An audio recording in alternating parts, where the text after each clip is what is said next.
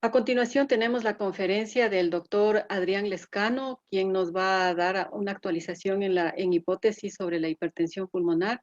Él es médico cardiólogo, especialista en ultrasonografía cardiovascular, magíster en hipertensión pulmonar de la Universidad Alma Mater, Bolonia, Italia, magíster en efectividad clínica y bioestadística, jefe del Departamento de Cardiología del Sanatorio Trinidad.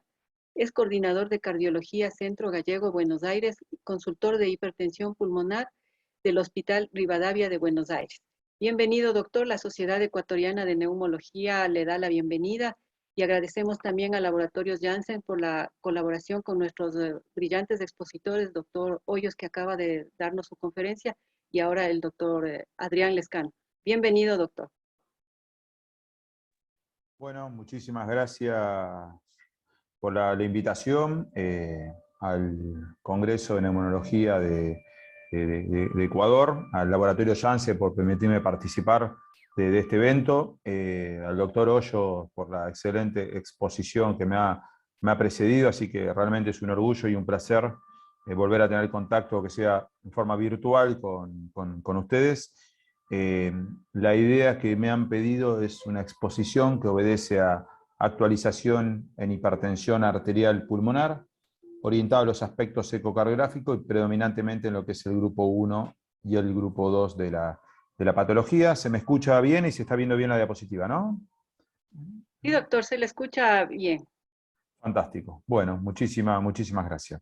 Bueno, lo voy a conceptualizar en diferentes aspectos. La primera parte de la exposición vamos a hablar de generalidades de la actualización en estos dos subgrupos de pacientes de una patología tan compleja y que requiere de un abordaje interdisciplinario. Nosotros en forma conjunta aquí en Buenos Aires trabajamos con los neumonólogos, con los reumatólogos, con los médicos internistas, en forma horizontal con la derivación constante de pacientes, y nos reunimos en los Ateneos una vez por semana para discutir los diferentes aspectos que involucran una enfermedad tan compleja que termina siendo un cúmulo final, que es el incremento del valor de la presión arterial pulmonar. Estos son mis conflictos de interés, y por supuesto que la exposición y todo el contenido de la ponencia es absoluta responsabilidad mía sobre el mismo. Cuando me enfoque específicamente en lo que tiene que ver con el rol del ecocardiograma en la hipertensión pulmonar, voy a abordar los aspectos morfológicos y funcionales del mismo, la implicancia que tiene hoy en día en el algoritmo diagnóstico, cómo lo utilizamos hoy en día como herramienta pronóstica y principalmente algunas implicancias terapéuticas bastante novedosas en relación a los objetivos que debemos cumplir, no solo desde el punto de vista clínico, sino también en las implicancias que tiene el remodelado del ventrículo derecho en la toma de decisión de pacientes desde el punto de vista clínico. Antes de abordar el tema de la actualización en hipertensión arterial pulmonar, lo que siempre discutimos en forma constante, y que esto debe ser un ejercicio que debemos realizar más en enfermedades quizás poco frecuentes, porque nosotros como profesionales de la salud no traducimos todo el conocimiento de los ensayos clínicos, la validación de la información de los ensayos clínicos aleatorizados y la información de los estudios clínicos observacionales que nos permiten tener mayor cantidad de pacientes en nuestro paciente en la práctica cotidiana, ya sea en nuestra hospitalización, en una sala general, en la unidad coronaria, o bien en el consultorio de práctica clínica habitual. Esto lo hemos estudiado, por ejemplo, en las guías 2015, cuando se habían publicado en su momento el algoritmo de manejo, de diagnóstico, de tratamiento en los pacientes con hipertensión arterial pulmonar. Hicimos una evaluación en nuestro grupo de una intervención educativa, tanto en reumatólogos, cardiólogos, neumonólogos, médicos internistas, aquellos que hacían imágenes, y a pesar de eso no logramos acortar el tiempo en la demora de diagnóstico que teníamos en los pacientes, y aún incluso en la demora de las estrategias terapéuticas que aplicábamos. Esto nos lleva a un capítulo muy especial, que es poco conocido en la medicina, que es todo el capítulo de implementación e investigación sobre el mismo. ¿Por qué los profesionales de la salud no implementamos el conocimiento en nuestros pacientes? Y ya tenemos un montón de aspectos que vamos a discutir a través de estas charlas. Y mucho de esto tiene que ver con que la hipertensión arterial pulmonar no deja de ser una enfermedad poco frecuente e inespecífica, lo cual a nosotros, como cardiólogos, a ustedes como neumonólogos, llega inicialmente un abordaje de otras entidades nosológicas mucho más prevalente, porque nos formamos de esa forma. Esta demora diagnóstica, sin ningún tipo de duda, tiene impacto en el pronóstico de los pacientes y lamentablemente no ha podido tener una modificación en los últimos años sustancial. Los pacientes, por lo tanto, se presentan en clase funcional avanzada, como muestran los registros americanos, los registros europeos, nuestro registro argentino recientemente publicado, donde más de un 60% de los pacientes que se presentan al momento de establecer el diagnóstico de certeza son pacientes en clase funcional avanzado 3-4. Si bien los score pronósticos que utilizamos en esta población hoy en día nos permiten al menos discriminar a la población de alto o bajo riesgo de eventos clínicos duros, lamentablemente el grupo de riesgo intermedio no tenemos una tan precisa predicción a través de los scores. Y recuerde que todos los scores que utilizamos nos permiten comparaciones poblacionales de grupo, porque la metodología de investigación así lo representa, lo que es la utilización de un score. Y uno intenta extrapolar los scores a nuestro paciente en forma individual, que no siempre tiene la representatividad adecuada. Y más allá de esto, y como les mostré en el slide previo, todo lo que tiene que ver con el avance de las estrategias terapéuticas no siempre se traduce en nuestros pacientes, así que esto hace que el camino de cambiar la historia natural de la enfermedad, de un diagnóstico precoz, de un adecuado establecimiento de predicción de riesgo, una estrategia terapéutica precisa y cambiar con los objetivos terapéuticos que me permitan a nuestros pacientes con hipertensión arterial pulmonar realmente disminuir la tasa de eventos, no se traduce desde el punto de vista del escenario clínico. Para esto se requiere en forma indispensable, y es algo de la génesis del manejo de la enfermedad, trabajar en forma multidisciplinaria. Codo a codo, reumatólogos, cardiólogos, internistas, neumonólogos, y teniendo diferentes especialidades a la mano, como puede ser un área de hemodinamia para poder hacer los cateterismos cardíaco derecho. Ahí escuchaba una de las preguntas que tiene que ver con el trabajo en rehabilitación cardiopulmonar que requieren estos pacientes, un grupo que haga pediatría, cardiopatías congénitas, pruebas funcionales abocadas a la valoración del ventrículo derecho, apoyo psicológico, hacen que realmente uno pueda detectar más precozmente a estos pacientes y tener un abordaje diagnóstico y terapéutico mucho más precoz para realmente poder cambiar la historia natural de la enfermedad e implementar los cambios necesarios que nos involucran a este grupo de pacientes y son realmente muy necesarios en la actualidad. Por lo tanto, ahí simplemente estoy mostrándole el primer libro que hay en la región, en la región latinoamericana, que lo hemos presentado en el año 2017, donde han involucrado a más de 60 profesionales que trabajan en la patología, y es un libro dedicado al pregrado, incluso a aquellos especialistas que no tienen tanto contacto con la patología, para que aprendan qué implicancia tiene esta enfermedad en el pronóstico de la población y cuán importante es derivarlos precozmente a los pacientes. Cuando uno enfoca lo que es el grupo 1, que es la hipertensión arterial pulmonar, piensen que cuando hablamos de la generalidad de la hipertensión pulmonar estamos hablando no más de un 4%. Cuando hablamos de la hipertensión pulmonar del grupo 2, que son aquellos pacientes que tienen patologías cardíacas izquierdas, ahí estamos abarcando entre un 75 y un 82% de todas las series y los registros. Y esto es muy importante discriminarlo, ya que el algoritmo diagnóstico que vayamos a utilizar en los pacientes y las estrategias terapéuticas claramente deben estar dicotomizados. Y tenemos que utilizar y adherirnos muchos a las guías para no tratar inadecuadamente un paciente del grupo 1 o bien un paciente del grupo 2 con insuficiencia cardíaca izquierda. Para esto, como ustedes saben y mostró previamente Rodrigo, hubo una actualización hace 2 años en lo que tiene que ver con la nueva definición de hipertensión arterial pulmonar o hipertensión pulmonar general, ya que el concepto y el punto de corte ha disminuido y hoy en día hablamos de hipertensión pulmonar cuando la presión media en la arteria pulmonar es mayor de 20 milímetros de mercurio. Esto obedece a estudios retrospectivos de diferentes poblaciones. El estudio más grande es un estudio polaco, donde se observó que la curva de predicción de eventos en aquellos pacientes que estaban por encima de 20 milímetros de mercurio era diferente a aquellos que estaban por debajo de este punto de corte. Y de esta forma, hoy en día la clasificación del punto de vista hemodinámico debe abarcar la inclusión de una presión arterial de oclusión pulmonar o bien presión Wedge, que estima la presión de fin de diástole del ventrículo izquierdo en el cateterismo cardíaco derecho, y si este valor es menor o igual a 15 milímetros de mercurio, y esto está asociado a un incremento de las resistencias vasculares pulmonar. Ustedes recuerden que las resistencias vasculares pulmonar me están dando una información sobre el volumen de sangre que pasa sobre ese circuito menor en relación al gradiente que existe entre la arteria pulmonar y la presión de la aurícula izquierda. Cuando este valor es mayor o igual a 3 unidades Wood, nosotros decimos que estamos ante un escenario de una presión pulmonar incrementado de origen precapilar. Y esto es lo que definimos desde el punto de vista clínico como hipertensión arterial pulmonar. Cuando el paciente lo que tiene una correlación de presión media mayor de 20 milímetros de mercurio, pero nos enfrentamos con una presión Weight mayor de 15 milímetros de mercurio, recuerden que el grupo precapilar era menor de 15, ahí estamos hablando que el paciente tiene hipertensión postcapilar, siempre y cuando esas resistencias vasculares pulmonares estén por debajo de 3 unidades Wood.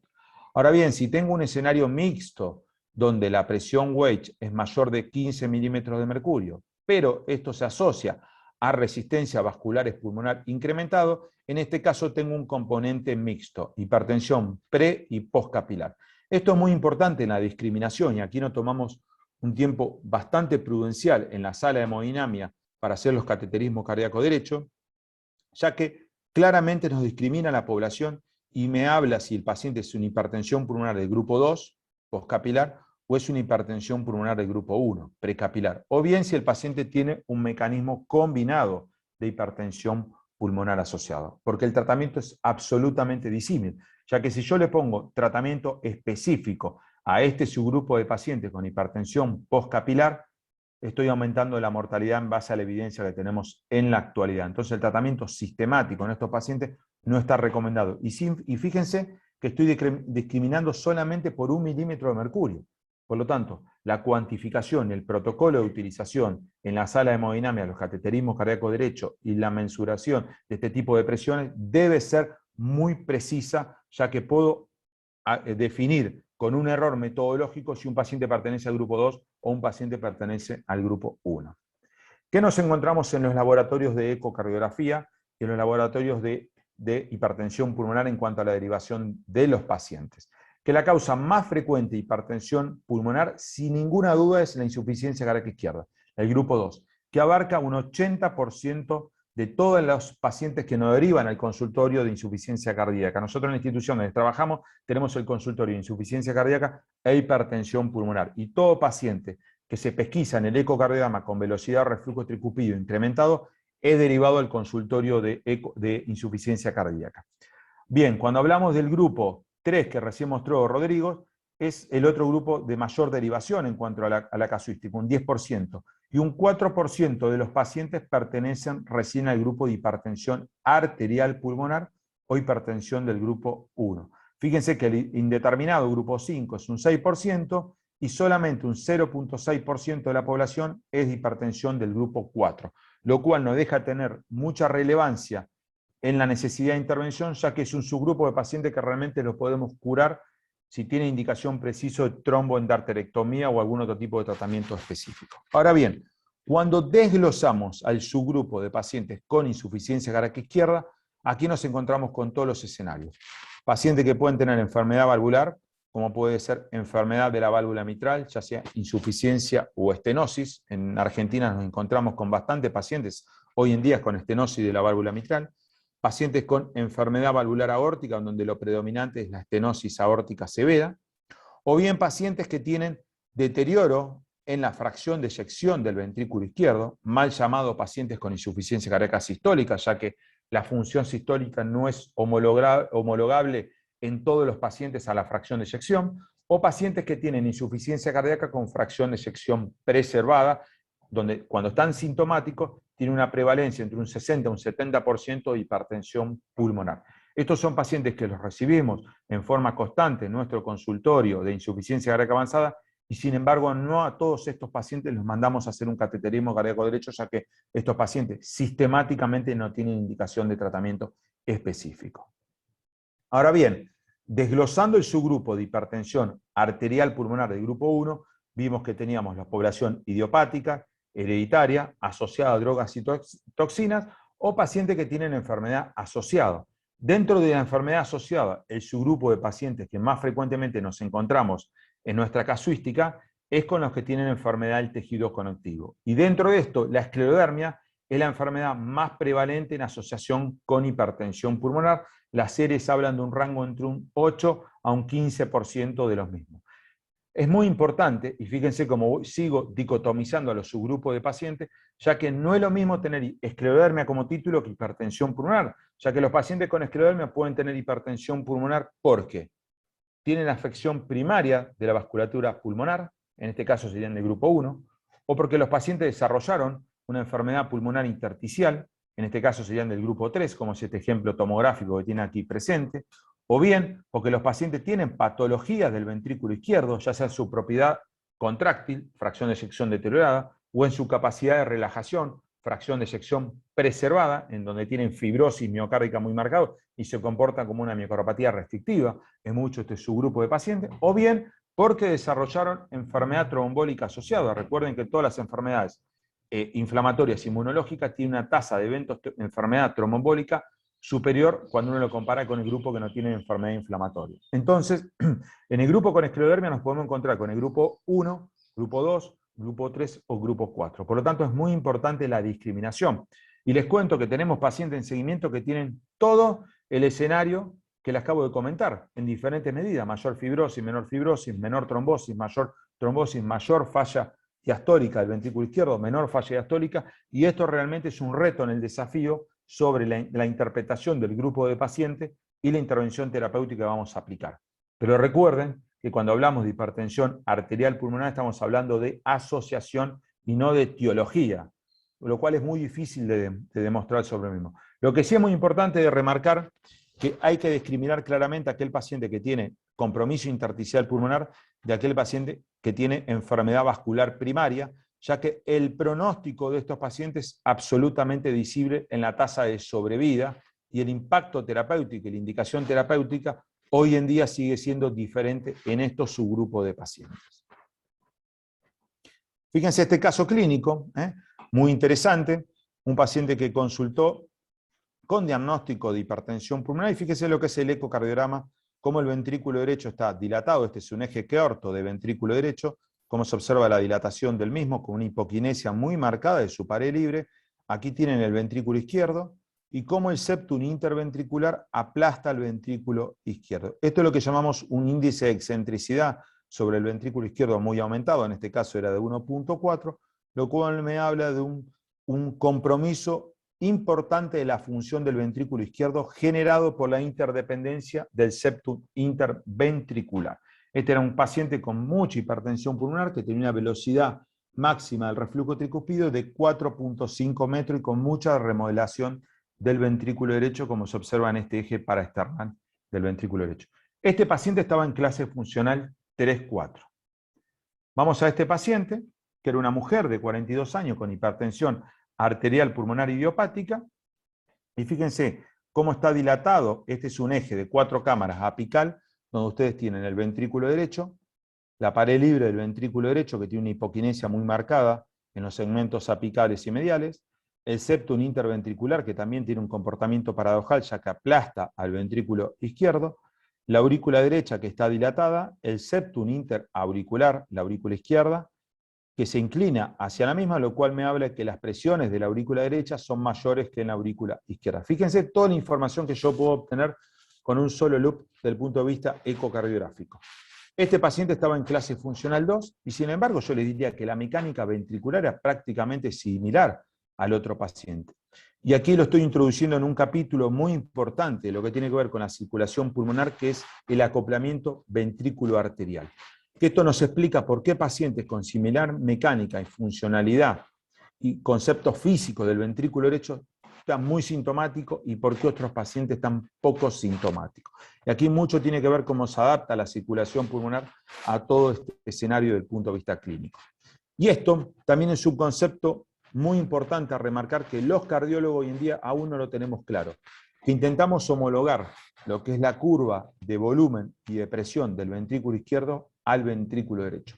El ventrículo derecho tiene una curva de presión-volumen absolutamente errática, lo cual hace muy difícil predecir cuál es el punto de optimización de la precarga, traducido clínicamente con lo que es la PVC, cuál es el punto de optimización de la poscarga, traducido clínicamente con lo que es la resistencia vascular pulmonar, o el punto óptimo de inotropismo, que es muy difícil de determinar en el ventrículo derecho.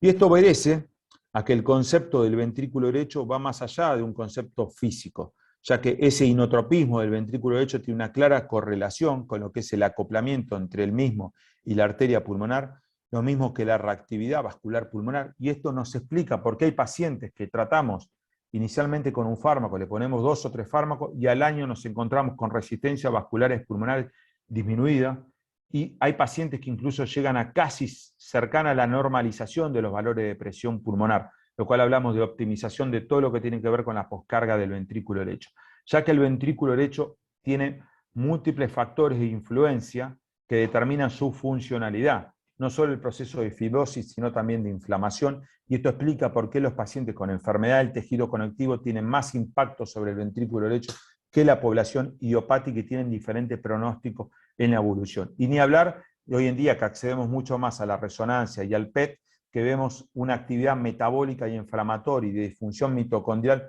mucho más marcado en este subgrupo de pacientes. Si uno hace una analogía e intenta hacer muy didáctico en lo que es el comportamiento del ventrículo derecho a través de la historia natural de la enfermedad y cómo se va comportando y adaptando el mismo, cuando el paciente tiene a un grado ya de fibrosis vascular pulmonar, de incremento del tono vascular e incremento de la resistencia vascular, el ventrículo derecho se adapta con un proceso de hipertrofia concéntrica, con escasa dilatación y aún preservación de la función y las propiedades sinotrópicas del mismo. Sin embargo, cuando el paciente pasa ya a un estadio que muy avanzado podemos llamar de arteriopatía plexiforme, con mucha fibrosis, un incremento desproporcional de la resistencia vascular pulmonar, observen que el ventrículo derecho está desadaptado, dilatado, con una hipertrofia excéntrica, y aquí es el escenario donde nos encontramos con una reducción muy significativa del volumen minuto o el índice cardíaco, que es una variante muy fuerte que nos expresa la función del ventrículo derecho y que tanto tiene que ver con la mortalidad. Por eso es muy importante su cuantificación en la sala de hemodinamia, y lamentablemente hoy les digo que seguimos recibiendo pacientes, incluso tratados, que en su cateterismo cardíaco derecho no tienen información del volumen minuto o del índice cardíaco. Y esto es muy importante que nosotros lo cuantifiquemos en forma adecuada, ya que tiene que ver con el pronóstico y el cálculo de la resistencia vascular pulmonar en nuestros pacientes. Y esto es lo que nosotros traducimos desde el punto de vista ecocardiográfico. El paciente que yo les mostré previamente no deja de ser un ventrículo derecho totalmente desadaptado a incrementos muy significativos de las resistencias vasculares pulmonares. Y aquí me quiero detener un minuto en un error histórico que cometemos los cardiólogos en nuestra formación, en nuestra residencia, en nuestra capacitación de posgrado y en nuestra interpretación de imágenes en el concepto de remodelado del ventrículo derecho. Ya que hacemos ateneo y nos enfrentamos a pacientes cuando están en condiciones de shock cardiogénico o síndrome clínico, y tomamos conductas activas cuando los pacientes tienen un síndrome ascítico edematoso, cuando están en edema agudo de pulmón, y esto es un error garrafal si realmente queremos cambiar la historia natural de esta enfermedad. Tenemos que aprender a interpretar la enfermedad, como hoy en día quizá la interpretamos un poco mejor desde el punto de vista de la insuficiencia cardíaca izquierda, el grupo 2, ya que vamos a buscar a la población en lo que llamamos estadio A, cuando el paciente tiene factores de riesgo cardiovasculares. O bien en estadio B, cuando el paciente tiene patología sobre el ventrículo izquierdo y aún no tiene traducción clínica. Y en este caso nosotros debemos aprender a utilizar las herramientas disponibles, un buen ecocardiograma para predecir disfunción del ventrículo derecho o bien remodelado del ventrículo derecho sin traducción clínica, y darle el soporte necesario en el algoritmo diagnóstico y pronóstico a los neuropépticos, como es el ProBNP. El ProBNP es un marcador de estrés parietal que me habla de insuficiencia cardíaca, ya sea clínica o subclínica. Por supuesto que el valor que le damos es en la dicotomización de la insuficiencia cardíaca subclínica en la predicción de riesgo del paciente. O bien, si el paciente no tiene insuficiencia cardíaca subclínica, herramientas que nos permitan predecir el incremento de la expresión de fin de diástole durante el ejercicio, como son las pruebas de consumo, o bien someter al paciente a un ecoestrés que nos permite realmente predecir insuficiencia cardíaca latente, que se expone solamente durante el ejercicio. Y esto es la gran base piramidal de la mayoría de los pacientes que vemos en el consultorio. Son pacientes, incluso muchas veces pacientes mixtos, que tienen EPOC, que tienen un componente de enfermedad pulmonar intersticial pulmonar, que tienen insuficiencia disnea como manifestación clínica, y donde la única herramienta que tenemos nosotros para exponer la insuficiencia cardíaca clínica del paciente son los métodos de ejercicio, ya sea indirectos, como una medición de un ecoestrés o un consumo de oxígeno, o bien directo, como utilizamos con los cateterismos cardíaco derecho. ¿Cómo medimos y cómo cuantificamos incluso al ventrículo derecho? Sigue siendo motivo de debate, la medición de los diámetros. Nosotros hemos presentado este trabajo ya hace algunos años, cómo hemos demostrado que hay una necesidad de indexar la superficie del ventrículo derecho, de la aurícula derecha, incluso de la arteria pulmonar, a la superficie corporal de los pacientes, ya que aquellos pacientes que tienen superficie corporales muy pequeñas o muy grande, en este caso, fíjense que hemos demostrado que el diámetro del ventrículo derecho debe ser indexado en relación a la superficie corporal. Y esto nos plantearon las dificultades de algunos pacientes. Nos encontramos con pacientes muy pequeños, de 40 kilos, de superficie corporal muy pequeña, que realmente tenían disfunción del ventrículo derecho y que los diámetros del ventrículo derecho no tenían dilatación en base a las recomendaciones de guías del punto de corte 42 milímetros. Y ahí demostramos en estos trabajos que son necesarios indexar a los extremos al ventrículo derecho y todo lo que tiene que ver con cavidades derechas, como sí ocurre con el ventrículo izquierdo, como sí ocurre con la aurícula izquierda e incluso con la raíz aórtica. ¿Dónde está introducido el ecocardiograma en el algoritmo diagnóstico? Bueno, si ustedes tienen sospecha clínica de hipertensión pulmonar y por supuesto insuficiencia cardíaca, el ecocardiograma nos permite discriminar en base a la probabilidad del reflujo tricuspideo y la cuantificación de hipertensión pulmonar si el paciente tiene alta o baja o intermedia probabilidad. Pero además es un dato muy importante ya que nos permite determinar si el paciente tiene falla del ventrículo izquierdo en su propiedad de eyección o en su propiedad de relajación. Y en base a eso es que el algoritmo diagnóstico nos dice que si el paciente tiene falla del ventrículo izquierdo o falla muy marcada del ventrículo derecho, uno debe proceder con todo el algoritmo de los estudios y la batería de estudios clínicos. Ahora, si nos enfrentamos con un paciente que tiene alta probabilidad de hipertensión pulmonar, ahí se deben utilizar los métodos disponibles y más experiencia. Esto no sé cómo será en Ecuador, pero en Argentina cada vez tenemos más disponibilidad de angiotomógrafos de alta resolución con múltiples cabezales que nos permite realmente cada vez tener una mejor visualización de las trombosis pulmonares subsegmentarias. Pero el centellograma de perfusión y pulmón durante muchos años fue la herramienta diagnóstica de mayor utilidad para discriminar a los pacientes del grupo 4 con hipertensión pulmonar tromboembólica crónica. ¿Cómo hablamos de probabilidad desde el punto de vista ecocardiográfico? A partir de la cuantificación de lo que es la velocidad del reflujo tricuspideo. ¿Cómo es esto? Uno tiene que cuantificar esa insuficiencia tricuspidea entre el ventrículo derecho y la aurícula derecha, y si esa velocidad pico del reflujo tricuspideo es mayor de 3.4 metros sobre segundo, uno habla de alta probabilidad de hipertensión pulmonar. Si esa velocidad de reflujo tricuspideo está entre 2.9 y 3.4, uno habla de probabilidad intermedia. Y si esa velocidad está por debajo de 2.8, uno habla de baja probabilidad, siempre y cuando nuestro paciente no tenga signos adicionales para sospechar hipertensión pulmonar. ¿Cuáles son estos? La dilatación de las cavidades derechas o la dilatación del tronco de la arteria pulmonar, o bien la presencia de un reflujo de la válvula pulmonar que nos permita cuantificar la presión diastólica pulmonar. Y esto es muy importante que tengan en cuenta dos conceptos sobre esto, que es un motivo de error muy frecuente en nuestro país. Primero, que para cuantificar la velocidad de reflujo tricuspideo, en el informe debe figurar si la calidad del mismo es óptima o no. Ya que aquí yo le traje un gráfico excelente y divino, pero no siempre podemos obtener este tipo de curvas. Entonces, si esto no es adecuado en cuanto a la cuantificación, yo puedo subestimar la presión pulmonar. Y si subestimo la presión pulmonar, mi paciente puede pasar años hasta que establezco el diagnóstico de certeza, o se pone muy sintomático y se nos presenta en clase funcional avanzada. El segundo aspecto que tengo que considerar es cuando no puedo cuantificar la velocidad de reflujo tricuspideo que me permite estimar la presión pulmonar.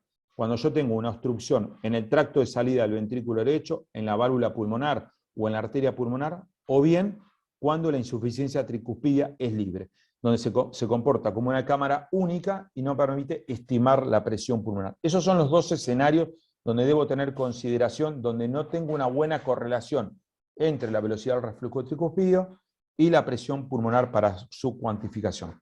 Fíjense este trabajo excelente, publicado por un grupo de reumatólogos a nivel europeo, donde incluso antes de la publicación de las guías, ellos nos enseñaron que los pacientes con esclerodermia, que tienen una presión sistólica pulmonar mayor de 36 milímetros de mercurio, esto es hipertensión pulmonar de rango intermedio, como yo les mostré, tienen una sobrevida menor que aquellos pacientes que están por debajo de ese punto de corte. Esto probablemente tiene mucha mejor correlación con el punto del cateterismo de presión media pulmonar mayor de 20 milímetros de mercurio. Fíjense, cuando asociamos lo que tiene que ver el riesgo de mortalidad de este subgrupo de pacientes que estaban en el rango entre 36 y 50, fíjense, el hazard de mortalidad es que un 44% por encima de aquel subgrupo de pacientes que está por debajo de 36. Es decir, que el punto de corte en los pacientes con enfermedad del tejido conectivo que nosotros utilizamos en nuestro laboratorio de ecocardiografía es 36 milímetros de mercurio para tomar decisiones sobre el mismo.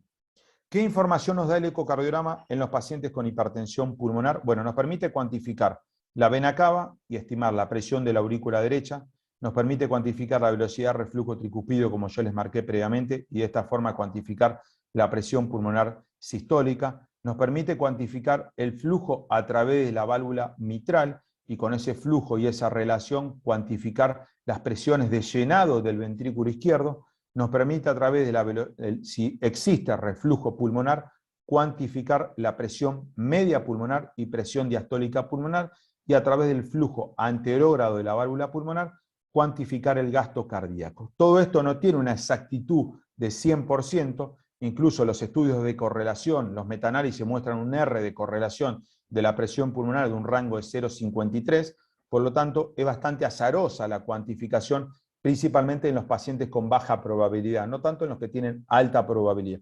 Por lo tanto, el cateterismo cardíaco derecho sigue siendo mandatorio en la definición de hipertensión pulmonar y en el análisis como herramienta pronóstica. ¿Qué hacemos en nuestro laboratorio de ecocardiografía cuando tenemos un paciente con hipertensión pulmonar? Cuantificamos todos estos valores. El TAPSE, el área de la aurícula derecha, el índice de excentricidad, lo que yo les mostré cómo se aplasta el ventrículo izquierdo desde el compromiso del septum interventricular. Analizamos el Doppler tisular, que nos permite la expresión de lo que es la excursión de la pared lateral del anillo tricuspidio, y es un valor objetivo que tiene muy buena correlación con lo que es el TAPSE. Analizamos el strain, ¿qué es el strain? El análisis de la deformación del ventrículo derecho. Utilizamos resonancia nuclear magnética en aquellos pacientes que tenemos disponibilidad del mismo, si no, no lo hacemos rutinariamente en todos los pacientes, o bien en aquellos pacientes que tenemos cardiopatía congénita o alguna duda muy puntual en relación al análisis del ventrículo derecho, y sí, cuando tenemos disponibilidad lo hacemos una vez por año como un parámetro de seguimiento pronóstico. Y por supuesto que hacemos un cateterismo cardíaco derecho en todos los pacientes en el momento del diagnóstico y en el seguimiento clínico del mismo, para cuantificar el índice cardíaco, un dato de expresión de funcionalidad del ventrículo derecho, y la presión de la aurícula derecha, que es un parámetro de insuficiencia cardíaca derecha. Todas estas herramientas las utilizamos rutinariamente y están incluidas en el informe de nuestro laboratorio de ecocardiografía.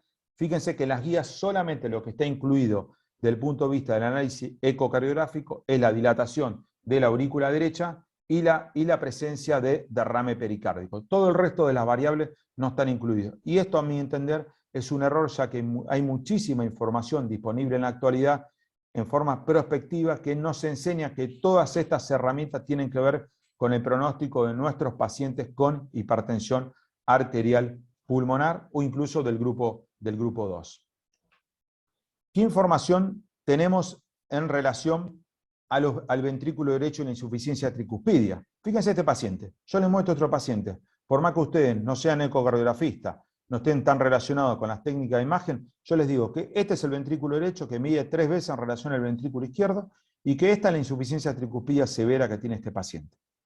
Sin duda, esta imagen puede más que 1000 palabras, que cualquier ensayo clínico aleatorizado, y este paciente tiene un pésimo pronóstico al momento del ingreso. Tiene signo de bajo gasto, se presenta con shock cardiogénico, se presenta con insuficiencia cardíaca clínica, requirió inotrópicos para la mejoría clínica y lamentablemente la evolución a corto plazo de este paciente, que pasó 2 años y medio hasta que se estableció el diagnóstico de certeza, fue ominoso. Y esto sin ninguna duda que es una falla garrafal en el sistema de salud, ya que este paciente fue visto por 4 profesionales antes que se ingrese a una unidad coronaria con estos signos de shock cardiogénico que le estoy mostrando desde el punto de vista clínico. Y este es otro paciente, derivado a nuestro consultorio, porque nos dijeron que este paciente tenía hipertensión pulmonar y era un candidato a recibir prostaglandina. Sin embargo, cuando le hicimos el ecocardiograma, fíjense lo que es el ventrículo derecho. Voy a volver para atrás porque no se está visualizando. Fíjense el deterioro severo de la función del ventrículo izquierdo. Tiene signo de bajo gasto, dilatación de la aurícula izquierda. Este paciente tenía una lesión severa de tronco de la coronaria izquierda y era una cardiopatía isquémica. Fíjense el error que hubiésemos cometido si le damos prostaglandina a este paciente y no analizamos realmente a fondo el caso clínico. ¿Cómo se presentan los pacientes en nuestra práctica cotidiana? Esta es una publicación que tuvimos hace 2 años de los pacientes con diagnóstico incidental, de los 122 primeros pacientes que recibimos. 50% de la población estaban en clase funcional avanzada. Y más del 80% de nuestros pacientes ya venían con insuficiencia cardíaca clínica al momento del ingreso. ¿Cuánto tardamos en diagnosticar a los pacientes? Más de 25 meses, 27 meses para ser exacto. Sin duda una demora y una latencia hoy en día que no debería ocurrir en la práctica clínica, pero que lamentablemente es la realidad en nuestro país porque es coincidente con el registro nacional. ¿Cuáles fueron nuestra información? En otro trabajo que publicamos en relación a los parámetros ecocardiográficos. Al momento de hacer el diagnóstico de nuestros pacientes con insuficiencia cardíaca, 75% de nuestra población tenían deterioro en la función sistólica del ventrículo derecho. Incluso casi un 40% de los pacientes tenían un deterioro moderado a severo. Y si vamos simplemente al valor de TAPSE, observen que en los pacientes con deterioro severo, solamente por el valor de TAPSE, nos enfrentamos a un 37% de los pacientes y 25% de nuestra población ya tenían presencia de derrame pericárdico. Sin duda que llegamos muy tarde al diagnóstico de la enfermedad y esto lo expone la clínica y los parámetros de análisis del ventrículo derecho. Cuando uno habla de disfunción del ventrículo derecho y parámetros clínicos, siempre piensen que la hemodinamia no hace más que expresar el deterioro de la función del ventrículo derecho. Por eso el índice cardíaco, por eso la presión de la aurícula derecha, por eso la resistencia vascular pulmonar, una variable que cada vez se está incorporando más en los ensayos clínicos, tienen que ver con el pronóstico, ya que son parámetros subrogantes de la función del ventrículo derecho. Sin embargo, cuando vamos a las guías, y vemos que están los parámetros hemodinámicos, y vemos que está el área de la aurícula derecha y la presencia del derrame pericárdico, no nos encontramos con variables que hablen de la función del ventrículo derecho desde el punto de vista ecocardiográfico, y esto sin ninguna duda que es un parámetro que se tiene que rever en las próximas guías en la toma de decisiones de los pacientes. Ni en el registro europeo, ni en el score REVEAL como yo les traigo en esta presentación. Sin embargo, nosotros, y este es un caso clínico nuestro, hemos incorporado la evaluación del ventrículo derecho con el concepto de remodelado, de dilatación y de deterioro de la función ventricular como uno de nuestros objetivos terapéuticos en la toma de decisión clínica en nuestros pacientes con hipertensión pulmonar. Y no nos quedamos muy felices hasta que no cumplimos con ese objetivo. Hoy en día hay muchísima información disponible sobre el concepto del remodelado del ventrículo derecho, que incluye el índice de excentricidad, el área del ventrículo derecho, el área de la aurícula derecha, y toda esta información la hemos analizado en nuestro laboratorio y en diferentes publicaciones internacionales, como es este grupo romano, que nos ha enseñado que la presencia de dilatación del ventrículo derecho o de la aurícula derecha, o ese septum aplastado, como yo les mostré, tiene claro correlato con la mortalidad en los pacientes con hipertensión pulmonar, independientemente de los scores que utilizamos hoy en día. ¿Qué información obtenemos sobre estos scores? Que la necesidad de mejorar la función del ventrículo derecho y disminuir el diámetro del ventrículo derecho tiene una mejor capacidad predictiva en el área bajo la curva que si no utilizamos estos scores incorporados del ventrículo derecho y lo utilizamos solamente con la práctica clínica habitual. Y si no, observen esta curva de Kaplan-Meier, lo que es la sobrevida libre de eventos de aquellos pacientes que mejoraron estos aspectos del ventrículo derecho en relación a aquellos pacientes que no han logrado mejorar en función de tiempo. ¿Qué les puedo decir de nuestro laboratorio? Que cuando nosotros analizamos, y esta es una publicación reciente, nuestros primeros 184 pacientes incidentales con hipertensión arterial pulmonar, y analizamos este parámetro del septum paradojal y el índice de excentricidad que se nos presenta en un 30% de nuestra población, esto tiene claro impacto en la sobrevida de nuestros pacientes. Pero no solo esta variable del septum paradojal, sino que también la presencia de angina. Encontramos que tener angina con septum paradojal incrementa la mortalidad en un odds ratio de 3.6, lo cual obviamente que es estadísticamente significativo. Cuando analizamos a nuestros pacientes con ventrículo derecho dilatado, estos pacientes tienen más mortalidad que aquellos pacientes que no están dilatados al momento de conocerlos durante la evolución. Aquellos pacientes que tienen TAPSE disminuido les va mucho peor que aquellos pacientes que tienen un TAPSE mayor de 16 milímetros. Incluso cuando tomamos a nuestra población con strain disminuido, ¿qué es el strain? Es un parámetro que analiza la deformación, por lo tanto es un parámetro de función diastólica y sistólica del ventrículo derecho, nos permite predecir tasa de eventos y nos da un dato objetivo, nos pone un número objetivo del deterioro en la función del ventrículo derecho, que muchas veces termina siendo subjetiva en base a la visualización de la experiencia del médico operador.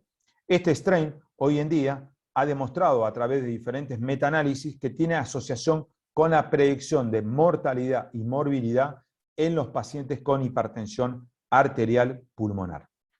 Hoy en día lo que estamos trabajando muy fuertemente es en la cuantificación y en la correlación que tenemos con el ecocardiograma tridimensional con lo que es la fracción de eyección a través de la resonancia nuclear magnética. La verdad que tenemos muy buena correlación en lo que es la cuantificación de volumen y no así con el eco bidimensional. Por eso el ecocardiograma 3D nos permite una predicción mucho más precisa de volúmenes y asimismo lo que hemos aprendido en los últimos años es que no miramos solamente al ventrículo derecho, sino que lo correlacionamos con la resistencia vascular pulmonar, ya que a mayor dilatación del ventrículo derecho, mayor resistencia vascular pulmonar, y cuando aplicamos los esquemas terapéuticos y logramos reducir la resistencia vascular pulmonar, logramos mejorar la geometría del ventrículo derecho durante la evolución.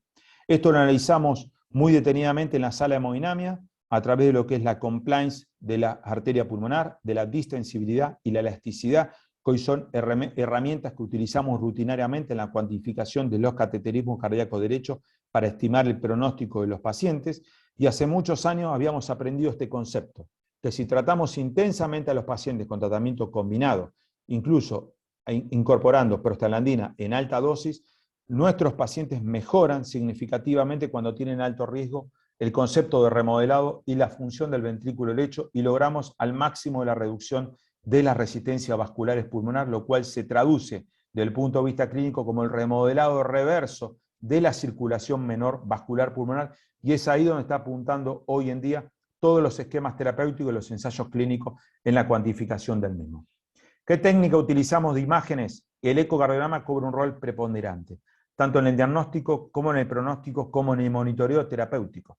Y sin ninguna duda es una gran falencia en los scores clínicos y en las guías clínicas, ya que no está incorporado la función del ventrículo derecho desde el punto de vista ecocardiográfico. Y por supuesto que también utilizamos la tomografía, predominantemente en el subgrupo 4, utilizamos la resonancia nuclear magnética de cuantificación rutinaria, le diría una vez por año, sistemáticamente cuando tenemos disponibilidad del mismo, en la cuantificación del remodelado y los diámetros del ventrículo derecho. Hoy en día tenemos información muy precisa sobre que el remodelado del ventrículo derecho es un objetivo terapéutico y se han publicado los datos del REPER, donde la intervención terapéutica, en este caso con macitentan, ha demostrado una reducción de los volúmenes a través de la resonancia nuclear magnética del ventrículo derecho, y esto pasó a ser hoy en día uno de los outcomes que se busca desde el punto de vista clínico, de tal forma que hoy en día los consensos recomiendan tratamientos específicos, incluso en su grupo de bajo riesgo, si estos tienen deterioro marcado en la función del ventrículo derecho. La gran interrogante es cómo determinamos el deterioro muy marcado de la función del ventrículo derecho. Pero fíjense que la recomendación del consenso recientemente publicado es en aquellos pacientes en clase funcional 2 que tienen deterioro de la función del ventrículo derecho y que están con doble esquema de tratamiento, de agregarle un tratamiento específico farmacológico. Nosotros recientemente hemos participado en una publicación multicéntrica donde la pregunta que nos planteamos como hipótesis es si el ventrículo derecho tenía relevancia o no en el manejo clínico de la hipertensión pulmonar, y vaya si tiene relevancia, ya que lo hemos colocado dentro de las recomendaciones de nuestro algoritmo diagnóstico en la toma de decisión. Fíjense, aquellos pacientes que tienen disfunción del ventrículo derecho, donde se realizó por supuesto un cateterismo cardíaco y se determinó el riesgo, Si el paciente tiene bajo riesgo, pero tiene disfunción del ventrículo derecho y está con doble terapia, agregar una tercera terapia, ya que consideramos que la disfunción del ventrículo derecho, así como le mostré en nuestra experiencia unicéntrico del valor pronóstico, esto tiene información muy robusta en la actualidad, incluso debe aplicarse antes de las recomendaciones de guía, ya que estas recomendaciones de expertos es lo mismo que nosotros notamos a nivel nacional en nuestro registro argentino en el tratamiento de la hipertensión pulmonar. Por eso hemos jerarquizado a la disfunción del ventrículo derecho en la toma de decisiones terapéuticas de nuestros pacientes.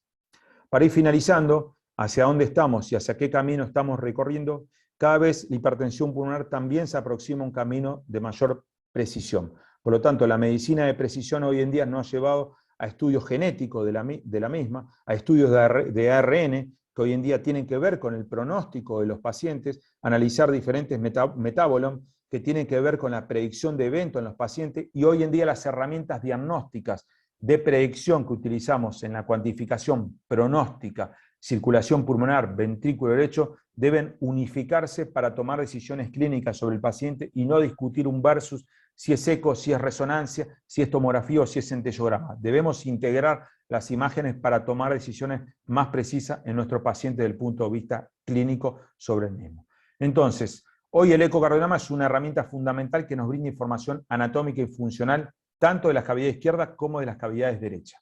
Toda esta información que yo les mostré de remodelado, de función del ventrículo derecho, de la presencia de derrame pericárdico y la velocidad de reflujo tricuspidio debe ser volcado en un informe de un laboratorio de ecocardiografía. Y si no, debemos exigir que esta información tiene que estar. Para esto se requiere experiencia. Nosotros, por ejemplo, tenemos 2 fellows hoy en día que están trabajando específicamente en ventrículo derecho, y son las 2 personas que le llevamos todos nuestros pacientes con hipertensión pulmonar, ya que tienen muchísima mejor correlación que el grupo que trabaja más en ventrículo izquierdo. Recordar que el ventrículo derecho es realmente el responsable de los eventos, por lo tanto tenemos que predecir antes que la clínica el deterioro muy marcado del mismo, y debe ser incorporado sin ninguna duda como una herramienta pronóstica. A la vez les marco que debemos utilizar herramientas más precoces. Por eso estamos trabajando fuertemente en la predicción de eventos más precoces con el strain y no esperar el ventrículo derecho tenga el remodelado o la dilatación severa o el deterioro severo, como les mostré en los ejemplos previos. Y el remodelado reverso hoy en día se ha incorporado dentro de los outcomes clínicos para tomar decisiones de intervenciones efectivas en nuestros pacientes. Y como conclusión les muestro este ejemplo, que fue uno de los primeros pacientes que tuvimos en nuestra práctica clínica con tratamiento con prostanoide en alta dosis, más allá de tadalafilo y un inhibidor de fosfodiesterasa, donde el paciente empezamos esta variable ecocardiográfica, fíjense la dilatación del ventrículo derecho, la aurícula derecha, fíjense lo que le pasó 18 meses después del tratamiento completo a alta dosis de prostaglandina. Remodelado reverso de la aurícula derecha, del ventrículo derecho, las resistencias vasculares pulmonares bajaron más de un 70%, y por supuesto que la paciente hoy en día está en clase funcional 1 y con todas variables realmente de muy, muy bajo riesgo. Muchísimas gracias, quiero volver a agradecer al comité organizador y científico del Congreso de Neumonología de Ecuador, al Laboratorio Janssen, al doctor Rodrigo por sus palabras de ayer y de agradecimiento, y no quiero dejar de remarcar que es posible que yo esté acá gracias a todo este grupo que me acompaña en el trabajo día a día. Doctor, muchas gracias por su brillante exposición. Realmente es de mucha importancia con respecto a la hipertensión pulmonar. Tenemos preguntas al respecto, si usted nos puede ayudar. Nos preguntan, ¿cuál es el beneficio de los optimizadores de la vía del óxido nítrico según el estudio REPLACE?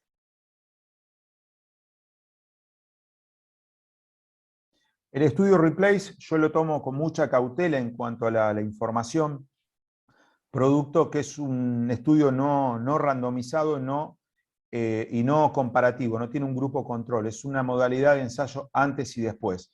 ¿Qué nos enseña? Que el riociguat es más potente en lo que es el tratamiento con los inhibidores de fosfodiesterasa.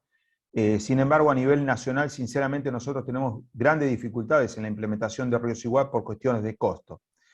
El esquema donde utilizamos el REPACE, yo les diría que es en aquellos pacientes que persisten en riesgo intermedio bajo, que no cumple con los objetivos específicos, que lo tenemos con triple esquema de tratamiento específico y que no es un paciente candidato quizás para recibir prostaglandinas parenterales, producto que no se encuentra en un intermedio a alto riesgo. Mi información y mi conclusión en el replace, que lo tuvimos, yo tuve una exposición hace un mes y medio, una controversia al respecto, que yo sería muy cauto en cuanto a la información, ya que es un ensayo antes y después, y esto muchas veces lo que genera son hipótesis en cuanto a la toma de decisión posterior para generar ensayos clínicos aleatorizados, que es lo que estamos buscando hoy en día con la calidad metodológica que tenemos, y por supuesto que esto no puede compararse con el Serafin, con el Ambition, con el Griffon, en cuanto a la cantidad de pacientes incorporados y la calidad metodológica de la información. Muchas gracias, doctor. Tenemos otra pregunta. La importancia de la detección precoz de la hipertensión arterial pulmonar y cómo iniciar el manejo cuando estamos en el inicio. Perfecto. Es fundamental la detección precoz. Por eso es muy importante las capacitaciones de pregrado. Nosotros hace 3 años que estamos trabajando en la universidad en información sobre hipertensión pulmonar. No buscamos especialistas, buscamos gente que pueda detectar la enfermedad y derivarla hacia los médicos especialistas, porque para cumplir con la especialización de hipertensión pulmonar uno necesita tener una gran cuantía de pacientes, tener la disponibilidad de todos los métodos complementarios como comentamos previamente. Nosotros, por ejemplo, en nuestro grupo de trabajo, el fellow sale formado en práctica clínica, por supuesto, en ecocardiografía, en cateterismo cardíaco derecho, hacen los test de caminata junto a las técnicas y enfermeras del servicio, entonces se forma en todas las facetas que tienen que ver en hipertensión pulmonar y la integran en la información. Los cateterismos lo hacemos nosotros, lo hacemos el grupo de hipertensión pulmonar en Argentina. Esto nos permite trabajar en forma de educación médica continua con todos los grupos de derivación de reumatología, cardiología, neumonología, y trabajamos en conjunto en forma muy interdisciplinaria. Es fundamental, la estrategia de diagnóstico precoz realmente cambia la historia natural de la enfermedad y hay muchas evidencias del impacto en la sobrevida al mismo. El diagnóstico y la estratificación pronóstica deben ser muy aliadas, ya que mientras más precoz el diagnóstico, mejor pronóstico para los pacientes, y la intervención terapéutica debe ser precoz, ajustado a las guías y cumpliendo los objetivos terapéuticos en nuestros pacientes. El objetivo en el paciente es llevarlo al bajo riesgo, que nuestro paciente no tenga insuficiencia cardíaca, que camine más, que mejore su calidad de vida, que mejore la función del ventrículo derecho y que su hemodinamia se pueda optimizar lo máximo posible. Una pregunta, mientras estamos iniciando la detección, ¿podemos iniciar la monoterapia? No, yo no les recomiendo empezar tratamiento específico hasta que no tengo el diagnóstico de certeza en los pacientes. Para empezar el tratamiento específico, el paciente tiene que tener el cateterismo cardíaco derecho. Uno vio y ve bastantes errores a nivel nacional en cuanto a comenzar el tratamiento desde la ecocardiografía, ya que ustedes se pueden encontrar con algunos modelos de pacientes que son hipertensiones pulmonares, los que más encontramos, pacientes con hipertensión pulmonar del grupo 2, que uno no lo sospechaba desde el punto de vista ecocardiográfico. Y en ese subgrupo de pacientes, hasta la información 20 del 11, 6 PM, al menos acá nacional, 6 PM, 4 de ustedes, es que no hay medicina basada en evidencia que haya demostrado reducción de eventos en este subgrupo de pacientes. Incluso todos los fármacos específicos han aumentado la tasa de eventos. Por lo tanto, nosotros nunca empezamos monoterapia en un paciente hasta que no tenemos cateterismo cardíaco derecho. Ahora sí, confirmamos la hipertensión pulmonar, ya tiene la estratificación funcional, pasamos por todo el algoritmo diagnóstico. Después del cateterismo, el paciente se va con una pastilla de tratamiento farmacológico. En el mismo momento, nosotros mismos empezamos el tratamiento que con inhibidor de fosfodiesterasa, que es lo que más a menos tenemos disponibilidad en Argentina a mano para el tratamiento de los pacientes. La última pregunta, doctor. Entonces, ¿cuándo se iniciaría la doble o la triple terapia?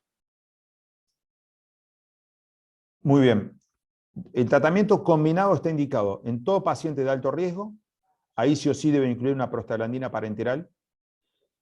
El paciente de riesgo intermedio, nosotros como grupo, todo paciente de riesgo intermedio empezamos con tratamiento combinado. Y el paciente de bajo riesgo lo analizamos a qué llamamos bajo riesgo. Ustedes consideren que el bajo riesgo en las guías europeas está hablando de una mortalidad anual de por debajo del 5%, es decir, vos podés tener una mortalidad de un 4% anual para una chica de 20 años, para mí es inadmisible. Entonces hoy en día todos los scores de predicción de evento incluso están intentando llevar a lo que se llama el paciente de muy bajo riesgo con mucha menos tasa de mortalidad. Para eso hay que incluir el ventrículo derecho. Si el paciente tiene todo muy bajo riesgo, buena función del ventrículo derecho, está en clase funcional 1, 1, 2, que es difícil muchas veces encontrar un paciente en clase funcional, es el único subgrupo que hoy en día nosotros estamos empezando con monoterapia. Te diría que cada vez estamos más comenzando incluso tratamiento combinado en los pacientes que tienen enfermedad del tejido conectivo, porque son pacientes que avanzan muchas veces independientemente de la monoterapia. Pero cada vez la monoterapia la tenemos restringida para un subgrupo que realmente consideremos que tiene muy, muy bajo riesgo. O bien aquellos pacientes que tenemos en tratamiento crónico hace muchos años y que persisten en muy bajo riesgo. Después el otro subgrupo, que somos un poquito más cautos en el tratamiento, son aquellos pacientes añosos, que le hicimos un cateterismo cardíaco derecho, que tienen comorbilidades, que tienen hipertensión pulmonar precapilar y que tienen algunos condicionantes en cuanto a la fracción de eyección o compromiso ventricular izquierdo que nos hacen sospechar que tienen disfunción diastólica latente. Quizás ahí somos más cautos, vemos la monoterapia, lo analizamos al mes y definimos, pero el resto de los grupos de pacientes son tratamientos combinados. Ustedes, perdónenme, piensen que solamente se alcanza el bajo riesgo en un 30% de las poblaciones publicadas, lo cual habla de una inercia terapéutica muy importante en todos nosotros que trabajamos en esta patología, ya que el riesgo de los pacientes intermedios duplica o triplica la mortalidad cuando uno lo compara con el bajo riesgo. Muchas gracias, doctor. El doctor Rodrigo Hoyos quiere hacerle una pregunta. Le doy la palabra. Gracias, mi doctor Adrián. Felicitaciones por su importantísima charla. Siempre serán bienvenidas y más aún de su capacidad en el tema de hipertensión pulmonar. ¿A qué se debe que cuando clasificamos inicialmente a la hipertensión pulmonar, en el diagnóstico inicial nos basamos más en la velocidad máxima de regurgitación tricuspidia o velocidad pico de regurgitación tricuspidia y luego en el seguimiento, será porque ya va creciendo la aurícula derecha, nos basamos más en la presión de la aurícula derecha? Una. Y dos, ustedes hacen la estratificación tomando en cuenta qué parámetros al momento, de acuerdo a la casuística que tenga en su unidad operativa, y qué puntuación les están dando o cuál está utilizando. Gracias, doctor Adrián. No, Rodrigo, por favor, gracias a vos y también felicitarte por tu excelente exposición, muy linda, muy didáctica. A ver, la velocidad del reflujo tricuspidio, como yo marqué, es una herramienta que permite predecir la presión pulmonar sistólica en forma no invasiva y permite cuantificar la presión pulmonar en el cateterismo cardíaco derecho.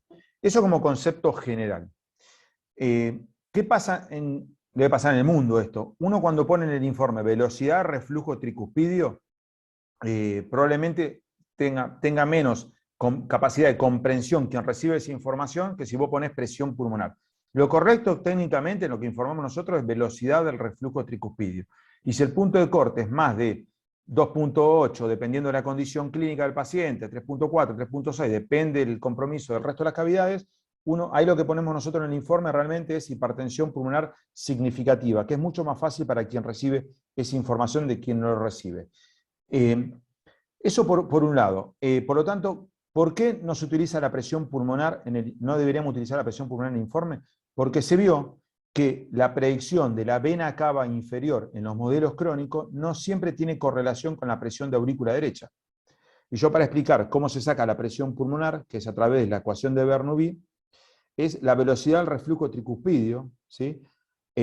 A la cuarta por 2, eso lo multiplicamos y le sumamos la presión de la aurícula derecha. Por lo tanto, sumar la presión de la aurícula derecha insuma un error cuando esto no tiene correlación con la vena cava. Por eso lo correcto es hablar de velocidad reflujo tricuspidio.